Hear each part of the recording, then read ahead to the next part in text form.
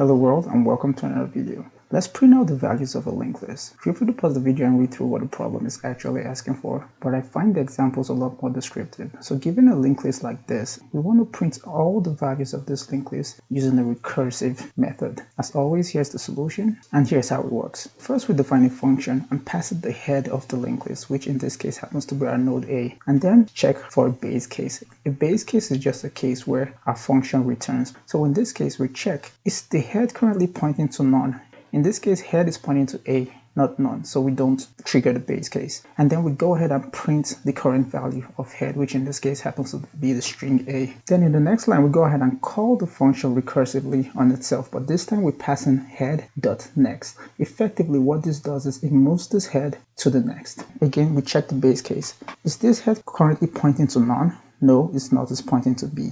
So we go ahead and print our current value and call the function again on itself with head.next, which in this case, since head is B, head.next is the C node. Then we check again the base case, since we recursively call the function. Is head currently pointing to none? No, head points to C. Go ahead and print the value and call the function recursively on himself, passing head.next, which in this case is D. At this point, I kind of think you get the gist. We're just going to keep repeating this recursive call till we hit the base case. Finally, we're at the base case, head points to null. We're going to call this function one last time and check, is head pointing to none? In this case, the answer is yes. So we're just going to return none, and that's it. Now, this is the actual code. So first, we're going to have to create our linked list, which again, the node class is the building block of our linked list. And in this case, we're creating the exact same one we had on the whiteboard or the blackboard, A, B, C, D, E. And here we're connecting all the links. After this line of code, we're going to have a linked list exactly like this.